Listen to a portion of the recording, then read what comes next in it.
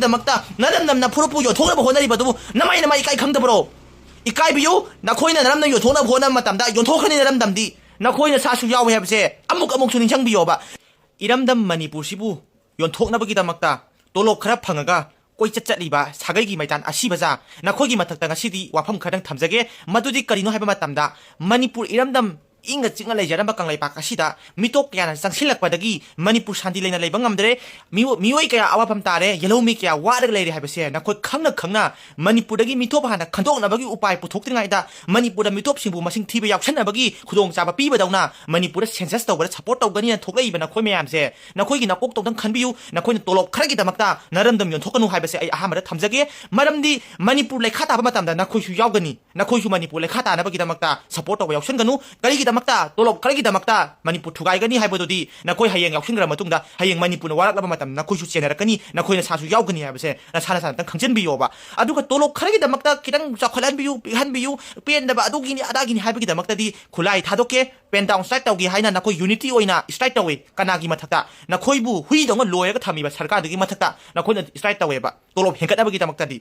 mata usugumna nakoi lingjen manabiyo aduga nakoi na chariba tolop to kanana piba nate sarkana piba nate ba praja ai khoi de ki tholakhiba phan mayamna praja khoi de khage khiba tax mayamna piba tolop na ba nakoi na chariba tolop to nakoi na khara chajariba tolop to ai khoi praja ai khoi de ki tolop ne ba aduga praja ai khoi kanna ba hodna ba gi mota nakoi na tolop charga leiraga praja khoi muthat na ba hodna ba di nakoi na pa chelakani beda aduga manipur sida ikui dana ingchok lisingani kunumdoi horokhiba lana maek sengna manipur se mitoma langoi chanba helamle mitoma henjilakna maram moega manipur lekha tare misimina nange yelomi mut kadore habase angang pikta ngari ba angang chahi amani gi angang bobo khanglabane ba angang petawa pikta ngari ba miyam na hainari ba miyam nungsini na pamini hab angang na bokta manipur se lalai manipur se shanti leite habase khangla matamda na khoidi khangdabra ba matam amada 1951 matamda whole india pumba census thigi matamda jammu kashmir haibe area se census tawba yagide ba maramdi irang leigi bagi mata usugumna manipur hojik irang pharabo idp kaya mayum hanjabam khangdana leiri idp kaya awafam ta do leiri akhoi isamak highway chatpa yarbo national highway chatpa yarbo churchanpu changbu yarbo kangpok pilan ngamdraba churchanpu changba ngamdraba sarkar ama leiraga akhoi na asuk wan leiri ngai sida yelomi akhoi na mutpa yana leiri ngai phiyam sida isagi yum su leitraba mi su leitraba churchanpu area du da kangpok pi area du da mori gi area du da yungko mikok thiba chakani haibagi wakhalonda census ki damaktra 트레이닝 야우리바 나코이시 나꼭 잡으나 코이부 돌로 카르기다 막다 미티보미다반 어디가노바 나코이 춤나 카키 돌로 카르두나 나람담 요토가노바 나람담 요토바기 마우타 제브디나 신도나 마니푸르 미양 punamak thokpiro manipurda mitopana khandoktigadi manipurse lekhatarani yelomi mullagani maramaduna mitopana khadobagi step chela khatri bokti census tobiganu haibagi khongjang ihok changchal leiba mayamse nakoiji phongna thoklaga saruk yaru laoba Ladiba Manipur ki force Manipur police boiro or any census ki damak ta chen balangi ba any officially khuding magna nasana sagi khulai nasana sagi pen down site to biro ba kai damak ta Manipur kanna ba gi damak ta maduna tabe tolo ki damak ta thabak to bira kanoba na ayang na haisen ni afam di na khoi Manipur macha ngak tani Manipur macha amoina Manipur kan bada na khoi thodang yauri bane ba aduna jeb de chanchale ba khongjang ihok se na khoi su jeb di gi maning da na te mamang tharaga support ta rokadang ne ba maduna tabida ngasi mak nambol da school college da census ki damak training ga dudi namai do ikai da bro namai saun to pa sapra ba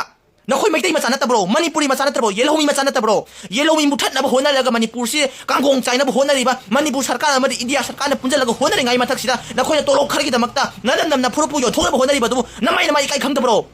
ikai biyo na khoi na naram na yo thona hona matamda yo thokhani naram damdi na khoi na sasu yawe habse amuk suning changbiyo ba na khoi na sasu tolo khar phangi bodo naram yonggra matamda na khoi so dum chakhrani na khoi kai legi habno manipur da mitoma langhoi chalaga mitop singa namchillaga leigra matamda na khoi tumbam dilan hipam dilada phamba mok leiroine na khoi matamdo tolop charoine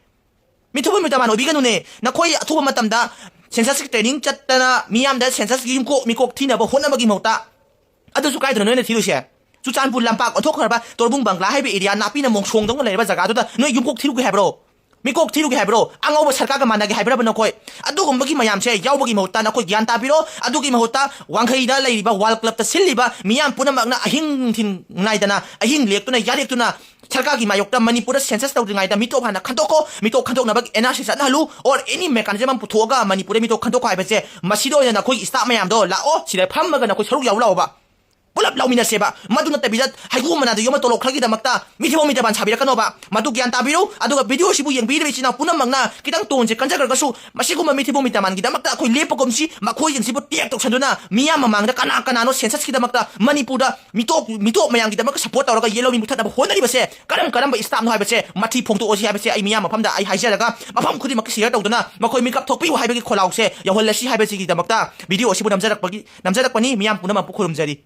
लानसे हेक हौरकपदगी लैरिबा सेसोजिंगसिना लैंगा कमानरगा मानबा मोंगदा प्रजागी थाजबा हेक हाटबा सेसो अमना बन कौरंबा सेसो अमना खोंजंग जंगलंबा असोकप कया नंखिबा मियोय कया सोइनागिबा मणिपुर लानसिना मरम ओइरगा खोंजंग दम याम यावखरे सोखिबा सोइनागिबा अवाबा नंगिबा प्रजा अमता Manipur लंगांग lying बिगिदे Manipur की सेसोना lying बिगिदे full support openly मसिदा हाइजनिंगि वफमदि प्रजाना अतताइ सुम तारगा सुम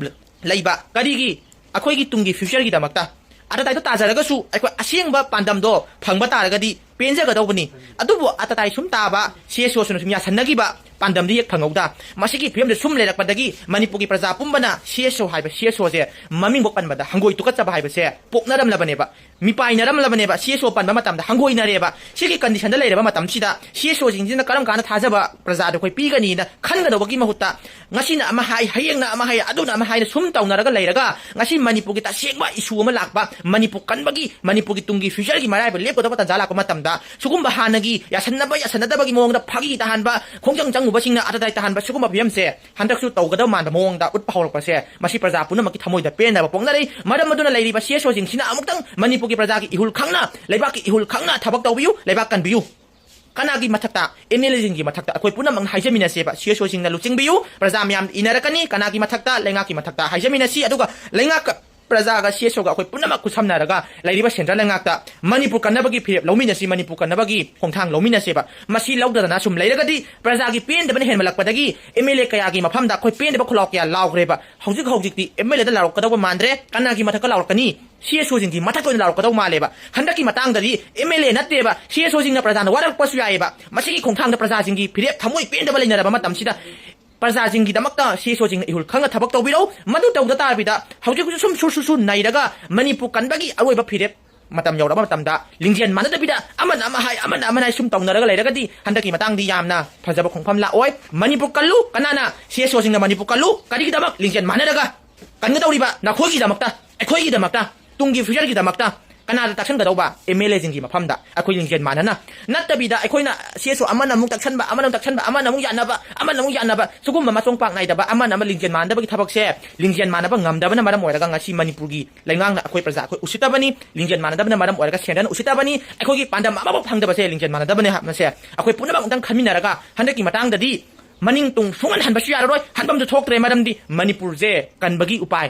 हंदकी उपायसिना अरोइबनेबा मणिपुर से मुल्लगा लेरबनी अनौबा मयोंग चोंहनबा उंतंग होनसी अनौबा मयोंग चोंहनबा होनबगी मोटा अखोइनि हेना खोंपांग नेसनदुना मुथतबगी मवोंगसे सेसो खरन तौबा मानबा मवोंगसे तौनरगुमसि हाइबसे अयाकना प्रजा अमगी नु छिंजरगा प्रजा अमगी पेंदा बोइना फोंदोकचरी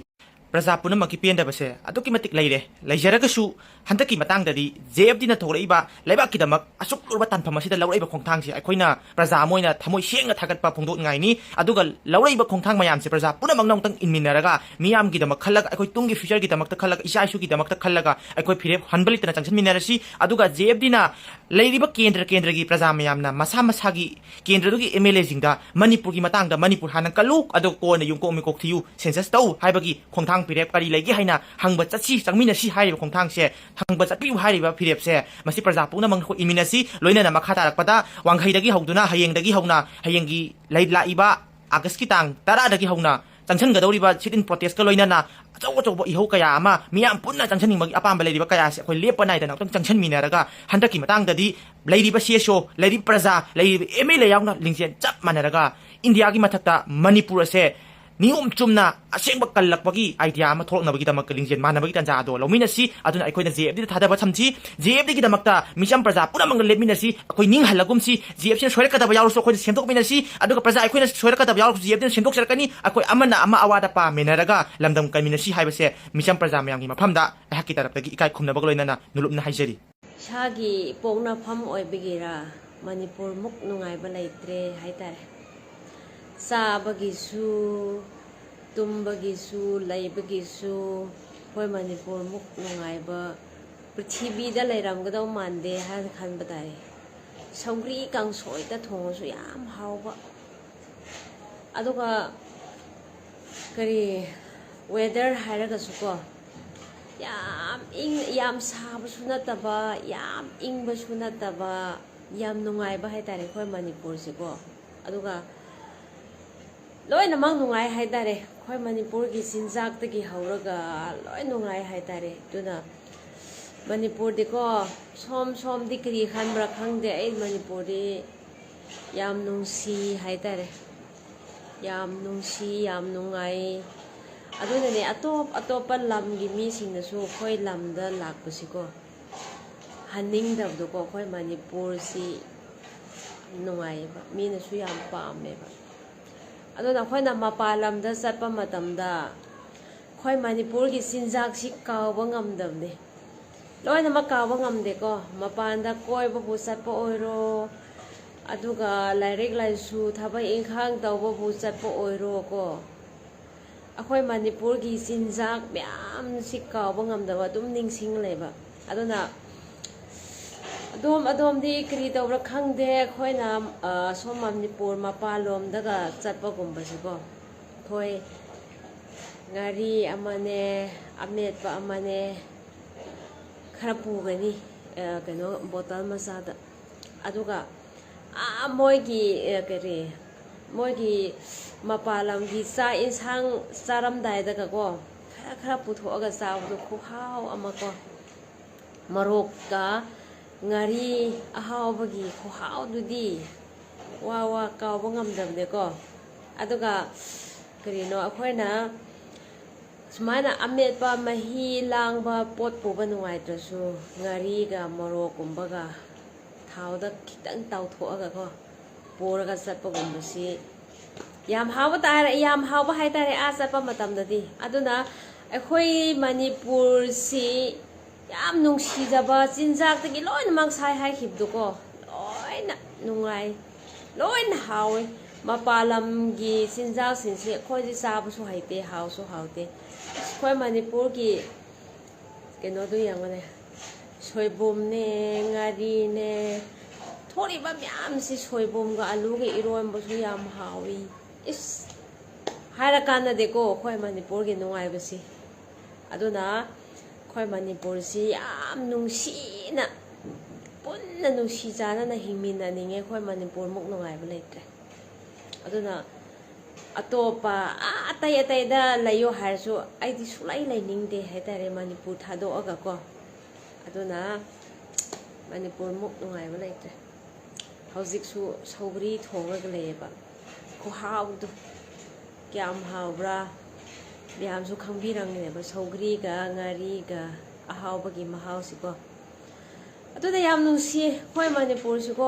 ꯍꯥꯏꯔ ꯀꯥꯟꯅꯗꯦ ꯑꯇꯣꯞꯄ ꯂꯝꯗ ꯁꯅꯥ ꯊꯣꯛꯑꯦ ꯍꯥꯏꯌꯦ ꯂꯨꯄꯥ ꯊꯣꯛꯑꯦ ꯍꯥꯏꯌꯦ ꯍꯥꯏꯕ ꯇꯥꯔꯁꯨꯀꯣ ꯆꯥꯅꯤꯡꯗꯦ ꯁꯨꯄꯥꯝ ꯄꯥꯝꯗꯦ ꯍꯥꯏꯇꯥꯔꯦ ꯃꯌꯥꯝ ꯅꯣꯏꯗꯤ ꯀꯔꯤ ꯈꯟꯕ꯭ꯔꯥ ꯑꯩꯁꯨ ꯁꯨꯄꯥꯝ ꯄꯥꯝꯗꯦ ꯑꯁꯤꯗ ꯑꯩꯈꯣꯏ ꯃꯅꯤꯄꯨꯔꯗ ꯀꯔꯤꯁꯨ ꯂꯥꯏꯖꯔꯁꯨꯀꯣ ꯑꯗꯨꯝ ꯂꯩꯖꯔꯒꯦ ꯍꯥꯏꯕ ꯈꯣꯏꯅꯦ ꯑꯩꯈꯣꯏꯗꯤꯀꯣ ꯃꯅꯤꯄꯨꯔ ꯌꯥꯝ ꯅꯨꯡꯁꯤ ꯃꯌꯥꯝ ꯇꯨꯝꯅꯔꯕꯣ ꯀꯔꯤ ꯑꯦꯟꯁꯥꯡ ꯆꯥꯅꯔꯒꯦ ꯑꯩꯗꯤ ꯀꯣꯃꯦꯟꯁꯤ ꯈꯥꯡꯉꯦꯝꯕꯝ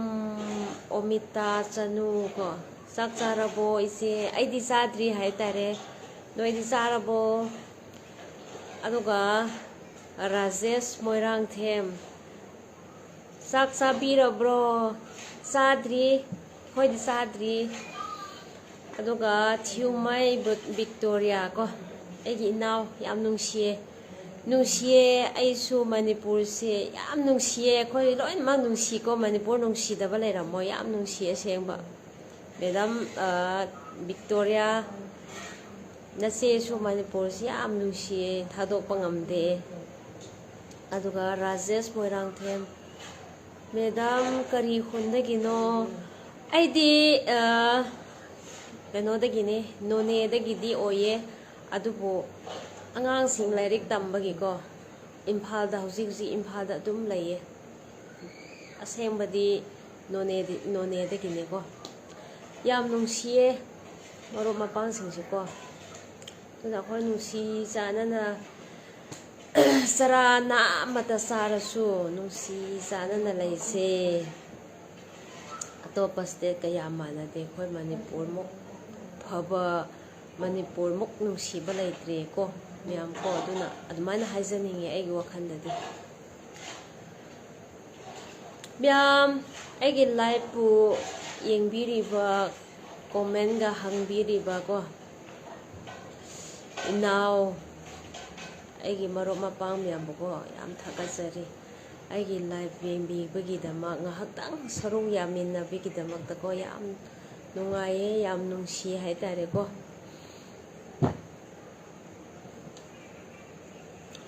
ꯃꯌꯥꯝ ꯑꯗꯨꯗꯤ ꯃꯊꯪꯒꯤ ꯂꯥꯏꯐꯇ ꯑꯃꯨꯛ ꯊꯦꯡꯅꯔꯁꯦ ꯉꯁꯤꯗꯤ ꯊꯦꯡꯁꯨ ꯊꯦꯡꯉꯕꯅꯤꯅꯀꯣ ꯃꯌꯥꯝ ꯊꯥꯒꯠꯆꯔꯦ ꯌꯥꯝ ꯅꯨꯡꯉꯥꯏꯔꯦ ꯃꯌꯥꯝ ꯃꯪ ꯐꯥꯃꯤꯟꯅꯔꯁꯦ ꯍꯌꯦꯡ ꯅꯣꯡꯉꯥꯟꯕ ꯃꯇꯝꯗ ꯑꯩꯈꯣꯏ ꯍꯥꯏ ꯍꯜꯂꯣ ꯍꯥꯏꯅ ꯑꯩꯈꯣꯏ ꯁꯨꯃꯥꯏꯅ ꯑꯃꯨꯛ ꯍꯥꯏꯅꯔꯁꯦ ꯉꯁꯤꯒꯤꯗꯤ ꯕꯥꯏ ꯍꯥꯏꯇꯥꯔꯦꯀꯣ ꯒꯨꯗ ꯅꯥꯏꯠ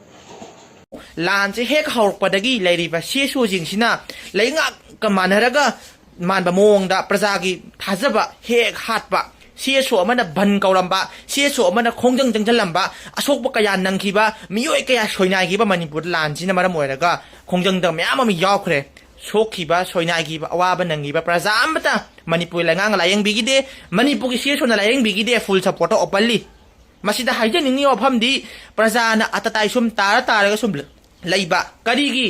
ꯑꯩꯈꯣꯏꯒꯤ ꯇꯨꯡꯒꯤ ꯐ꯭ꯌꯨꯆꯔꯒꯤꯗꯃꯛꯇ ꯑꯇꯇꯥꯏꯗꯣ ꯇꯥꯖꯔꯒꯁꯨ ꯑꯩꯈꯣꯏ ꯑꯁꯦꯡꯕ ꯄꯥꯟꯗꯝꯗꯣ ꯐꯪꯕ ꯇꯥꯔꯒꯗꯤ ꯄꯦꯟꯖꯒꯗꯧꯕꯅꯤ ꯑꯗꯨꯕꯨ ꯑꯇꯇꯥꯏ ꯁꯨꯝ ꯇꯥꯕ ꯁꯤꯁꯨꯅ ꯁꯨꯝ ꯌꯥꯁꯟꯅꯈꯤꯕ ꯄꯥꯟꯗꯝꯗꯤ ꯍꯦꯛ ꯐꯪꯍꯧꯗ ꯃꯁꯤꯒꯤ ꯐꯤꯕꯝꯗ ꯁꯨꯝ ꯂꯩꯔꯛꯄꯗꯒꯤ ꯃꯅꯤꯄꯨꯔꯒꯤ ꯄ꯭ꯔꯖꯥ ꯄꯨꯝꯕꯅ ꯁꯤꯁꯣ ꯍꯥꯏꯕ ꯁꯤꯁꯣꯁꯦ ꯃꯃꯤꯡꯕꯣꯛ ꯄꯟꯕꯗ ꯍꯪꯒꯣꯏ ꯇꯨꯀꯠꯆꯕ ꯍꯥꯏꯕꯁꯦ ꯄꯣꯛꯅꯔꯝꯂꯕꯅꯦꯕ ꯃꯤꯄꯥꯏꯅꯔꯝꯂꯕꯅꯦꯕ ꯁꯤꯁꯣ ꯄꯟꯕ ꯃꯇꯝꯗ ꯍꯪꯒꯣꯏꯅꯔꯦꯕ ꯁꯤꯒꯤ ꯀꯟꯗꯤꯁꯟꯗ ꯂꯩꯔꯕ ꯃꯇꯝꯁꯤꯗ ꯁꯤꯁꯣꯁꯤꯡꯁꯤꯅ ꯀꯔꯝ ꯀꯥꯟꯗ ꯊꯥꯖꯕ ꯄ꯭ꯔꯖꯥꯗ ꯑꯩꯈꯣꯏ ꯄꯤꯒꯅꯤꯅ ꯈꯟꯒꯗꯧꯕꯒꯤ ꯃꯍꯨꯠꯇ ꯉꯁꯤꯅ ꯑꯃ ꯍꯥꯏ ꯍꯌꯦꯡꯅ ꯑꯃ ꯍꯥꯏ ꯑꯗꯨꯅ ꯑꯃ ꯍꯥꯏꯅ ꯁꯨꯝ ꯇꯧꯅꯔꯒ ꯂꯩꯔꯒ ꯉꯁꯤ ꯃꯅꯤꯄꯨꯔꯒꯤ ꯇꯁꯦꯡꯕ ꯏꯁꯨ ꯑꯃ ꯂꯥꯛꯄ ꯃꯅꯤꯄꯨꯔ ꯀꯟꯕꯒꯤ ꯃꯅꯤꯄꯨꯔꯒꯤ ꯇꯨꯡꯒꯤ ꯐ꯭ꯌꯨꯆꯔꯒꯤ ꯃꯔꯥꯏꯕ ꯂꯦꯞꯀꯗꯕ ꯇꯟꯖꯥ ꯂꯥꯛꯄ ꯃꯇꯝꯗ ꯁꯤꯒꯨꯝꯕ ꯍꯥꯟꯅꯒꯤ ꯌꯥꯁꯟꯅꯗꯕꯒꯤ ꯃꯑꯣꯡꯗ ꯐꯥꯒꯤ ꯇꯥꯍꯟꯕ ꯈꯣꯡꯖꯪ ꯆꯪꯉꯨꯕꯁꯤꯡꯅ ꯑꯇꯇꯥꯏ ꯇꯥꯍꯟꯕ ꯁꯤꯒꯨꯝꯕ ꯐꯤꯕꯝꯁꯦ ꯍꯟꯗꯛꯁꯨ ꯇꯧꯒꯗꯕ ꯃꯥꯟꯕ ꯃꯑꯣꯡꯗ ꯎꯠꯄ ꯍꯧꯔꯛꯄꯁꯦ ꯃꯁꯤ ꯄ꯭ꯔꯖꯥ ꯄꯨꯝꯅꯃꯛꯀꯤ ꯊꯃꯣꯏꯗ ꯄꯦꯟꯗꯕ ꯄꯣꯛꯅꯔꯛꯏ ꯃꯔꯝ ꯑꯗꯨꯅ ꯂꯩꯔꯤꯕ ꯁꯤꯁꯣꯁꯤꯡꯁꯤꯅ ꯑꯃꯨꯛꯇꯪ ꯃꯅꯤꯄꯨꯔꯒꯤ ꯄ꯭ꯔꯖꯥꯒꯤ ꯏꯍꯨꯜ ꯈꯪꯅ ꯂꯩꯕꯥꯛꯀꯤ ꯏꯍꯨꯜ ꯈꯪꯅ ꯊꯕꯛ ꯇꯧꯕꯤꯌꯨ ꯂꯩꯕꯥꯛ ꯀꯟꯕꯤꯌꯨ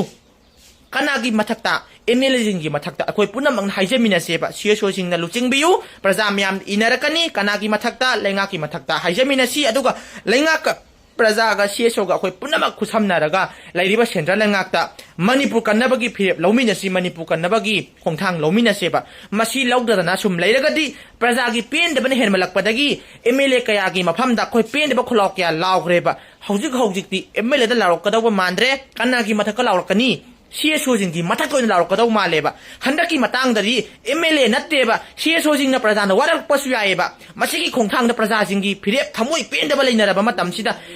ꯄ꯭ꯔꯖꯥꯁꯤꯡꯒꯤꯗꯃꯛꯇ ꯁꯤꯁꯣꯁꯤꯡꯅ ꯏꯍꯨꯜ ꯈꯪꯅ ꯊꯕꯛ ꯇꯧꯕꯤꯔꯧ ꯃꯗꯨ ꯇꯧꯗ ꯇꯥꯔꯕꯤꯗ ꯍꯧꯖꯤꯛ ꯁꯨꯝ ꯁꯨꯔ ꯅꯩꯔꯒ ꯃꯅꯤꯄꯨꯔ ꯀꯟꯕꯒꯤ ꯑꯔꯣꯏꯕ ꯐꯤꯔꯦꯞ matam yauraba matamda lingjian manadabida amana ama hai sum taunaraga leiragadi handaki matangdi yamna phajaba khongpham la oi manipur kallu kanana CSO singna manipur kallu kadigidamak lingjian manaraga kangadawriba nakhogi damakta ekhoigi damakta tungi future gi damakta kanada taksan gadawba MLA jingi mafamda akoi lingjian manana nattabida akoina CSO amana muk taksanba amana muk yanaba sugumma masong pak naidaba amana ma lingjian mandaba gi thabakse lingjian manaba ngamdabana maram oiraga ngasi manipurgi laingangna akoi praja akoi usitabani lingjian manadabana maram oiraga sendan usitabani akoigi pandam amabo phangdabase lingjian manadabane hapnase akoi punamak ungtang khaminaraga handaki matangdadi maning tung sungan hanbasu yararoi hanbamju thoktre maramdi manipur je kanbagi upai handaki upai sina aroibaneba manipur se mutlaga leirabani anoba mayong chonghanaba ongtang honasi anoba mayong chonghanaba honabagi mota akhoini hena khongpang nation duna muthatbagi mawong se so khara tawba manba mawong se tawnaragum si haibase aya ayakna praja amagi mu chinjaraga praja amagi penda boina phongdokchari praja punamaki penda base aduki matik leire leijaragasu ꯍꯟꯗꯛꯀꯤ ꯃꯇꯥꯡꯗꯗꯤ JFDꯅ ꯊꯣꯛꯂꯛꯏꯕ ꯂꯩꯕꯥꯛꯀꯤꯗꯃꯛ ꯑꯁꯨꯛ ꯂꯨꯔꯕ ꯇꯥꯟꯐꯝ ꯑꯁꯤꯗ ꯂꯧꯔꯛꯏꯕ ꯈꯣꯡꯊꯥꯡꯁꯤ ꯑꯩꯈꯣꯏꯅ ꯄ꯭ꯔꯖꯥ ꯑꯃ ꯑꯣꯏꯅ ꯊꯃꯣꯏ ꯁꯦꯡꯅ ꯊꯥꯒꯠꯄ ꯐꯣꯡꯗꯣꯛꯅꯤꯡꯉꯥꯏꯅꯤ ꯑꯗꯨꯒ ꯂꯧꯔꯛꯏꯕ ꯈꯣꯡꯊꯥꯡ ꯃꯌꯥꯝꯁꯦ ꯄ꯭ꯔꯖꯥ ꯄꯨꯝꯅꯃꯛꯅ ꯑꯃꯨꯛꯇꯪ ꯏꯟꯃꯤꯟꯅꯔꯒ ꯃꯤꯌꯥꯝꯒꯤꯗꯃꯛ ꯈꯜꯂꯒ ꯑꯩꯈꯣꯏ ꯇꯨꯡꯒꯤ ꯐ꯭ꯌꯨꯆꯔꯒꯤꯗꯃꯛꯇ ꯈꯜꯂꯒ ꯏꯆꯥ ꯏꯁꯨꯒꯤꯗꯃꯛꯇ ꯈꯜꯂꯒ ꯑꯩꯈꯣꯏ ꯐꯤꯔꯦꯞ ꯍꯟꯕ ꯂꯩꯇꯅ ꯆꯪꯁꯤꯟꯃꯤꯟꯅꯔꯁꯤ ꯑꯗꯨꯒ JFDꯅ ꯂꯩꯔꯤꯕ ꯀꯦꯟꯗ꯭ꯔꯒꯤ ꯄ꯭ꯔꯖꯥ ꯃꯌꯥꯝꯅ ꯃꯁꯥ ꯃꯁꯥꯒꯤ ꯀꯦꯟꯗ꯭ꯔꯗꯨꯒꯤ MLAꯁꯤꯡꯗ ꯃꯅꯤꯄꯨꯔꯒꯤ ꯃꯇꯥꯡꯗ ꯃꯅꯤꯄꯨꯔ ꯍꯥꯟꯅ ꯀꯜꯂꯨ ꯑꯗꯨꯒ ꯀꯣꯟꯅ ꯌꯨꯝꯀꯣꯛ ꯃꯤꯀꯣꯛ ꯊꯤꯌꯨ ꯁꯦꯟꯁꯁ ꯇꯧ ꯍꯥꯏꯕꯒꯤ ꯈꯣꯡꯊꯥꯡ ꯐꯤꯔꯦꯞ ꯀꯔꯤ ꯂꯩꯒꯦ ꯍꯥꯏꯅ ꯍꯪꯕ ꯆꯠꯁꯤ ꯆꯪꯃꯤꯟꯅꯁꯤ ꯍꯥꯏꯔꯤꯕ ꯈꯣꯡꯊꯥꯡꯁꯦ ꯍꯪꯕ ꯆꯠꯄꯤꯌꯨ ꯍꯥꯏꯔꯤꯕ ꯐꯤꯔꯦꯞꯁꯦ ꯃꯁꯤ ꯄ꯭ꯔꯖꯥ ꯄꯨꯝꯅꯃꯛ ꯑꯩꯈꯣꯏ ꯏꯟꯃꯤꯟꯅꯁꯤ ꯂꯣꯏꯅꯅ ꯃꯈꯥ ꯇꯥꯔꯛꯄꯗ ꯋꯥꯡꯈꯩꯗꯒꯤ ꯍꯧꯗꯨꯅ ꯍꯌꯦꯡꯗꯒꯤ ꯍꯧꯅ ꯍꯌꯦꯡꯒꯤ ꯂꯥꯛꯏꯕ ꯑꯥꯒꯁꯠꯀꯤ ꯇꯥꯡ 10ꯗꯒꯤ ꯍꯧꯅ ꯆꯪꯁꯤꯟꯒꯗꯧꯔꯤꯕ ꯁꯤꯠ ꯏꯟ ꯄ꯭ꯔꯣꯇꯦꯁꯠꯀ ꯂꯣꯏꯅꯅ ꯑꯆꯧꯕ ꯏꯍꯧ ꯀꯌꯥ ꯑꯃ ꯃꯤꯌꯥꯝ ꯄꯨꯟꯅ ꯆꯪꯁꯤꯟꯅꯤꯡꯕꯒꯤ ꯑꯄꯥꯝꯕ ꯂꯩꯔꯤꯕ ꯀꯌꯥꯁꯦ ꯑꯩꯈꯣꯏ ꯂꯦꯞꯄ ꯅꯥꯏꯗꯅ ꯑꯃꯨꯛꯇꯪ ꯆꯪꯁꯤꯟꯃꯤꯟꯅꯔꯒ ꯍꯟꯗꯛꯀꯤ ꯃꯇꯥꯡꯗꯗꯤ ꯂꯩꯔꯤꯕ CSO ꯂꯩꯔꯤꯕ ꯄ꯭ꯔꯖꯥ ꯂꯩꯔꯤꯕ MLA ꯌꯥꯎꯅ ꯂꯤꯡꯖꯦꯜ ꯆꯞ ꯃꯥꯟꯅꯔꯒ ꯏꯟꯗꯤꯌꯥꯒꯤ ꯃꯊꯛꯇ ꯃꯅꯤꯄꯨꯔ ꯑꯁꯦ ꯅꯤꯌꯣꯝ ꯆꯨꯝꯅ ꯑꯁꯦꯡꯕ ꯀꯜꯂꯛꯄꯒꯤ ꯑꯥꯏꯗꯤꯌꯥ ꯑꯃ ꯊꯣꯛꯂꯛꯅꯕꯒꯤꯗꯃꯛꯇ ꯂꯤꯡꯖꯦꯜ ꯃꯥꯟꯅꯕꯒꯤ ꯇꯥꯟꯖꯥ ꯑꯗꯣ ꯂꯧꯃꯤꯟꯅꯁꯤ ꯑꯗꯨꯅ ꯑꯩꯈꯣꯏꯅ JFDꯗ ꯊꯥꯗꯕ ꯊꯝꯁꯤ JFDꯒꯤꯗꯃꯛꯇ ꯃꯤꯆꯝ ꯄ꯭ꯔꯖꯥ ꯄꯨꯝꯅꯃꯛꯅ ꯂꯦꯞꯃꯤꯟꯅꯁꯤ ꯑꯩꯈꯣꯏ ꯅꯤꯡꯍꯜꯂꯒꯨꯝꯁꯤ JFCꯅ ꯁꯣꯏꯔꯛꯀꯗꯕ ꯌꯥꯎꯔꯁꯨ ꯑꯩꯈꯣꯏꯅ ꯁꯦꯝꯗꯣꯛꯃꯤꯟꯅꯁꯤ ꯑꯗꯨꯒ ꯄ꯭ꯔꯖꯥ ꯑꯩꯈꯣꯏꯅ ꯁꯣꯏꯔꯛꯀꯗꯕ ꯌꯥꯎꯔꯁꯨ JFDꯅ ꯁꯦꯝꯗꯣꯛꯆꯔꯛꯀꯅꯤ ꯑꯩꯈꯣꯏ ꯑꯃꯅ ꯑꯃ ꯑꯋꯥꯗ ꯄꯥꯃꯤꯟꯅꯔꯒ ꯂꯝꯗꯝ ꯀꯟꯃꯤꯟꯅꯁꯤ ꯍꯥꯏꯕꯁꯦ ꯃꯤꯆꯝ ꯄ꯭ꯔꯖꯥ ꯃꯌꯥꯝꯒꯤ ꯃꯐꯝꯗ ꯑꯩꯍꯥꯛꯀꯤ ꯇꯔꯞꯇꯒꯤ ꯏꯀꯥꯏ ꯈꯨꯝꯅꯕꯒ ꯂꯣꯏꯅꯅ ꯅꯨꯂꯨꯞꯅ ꯍꯥꯏꯖꯔꯤ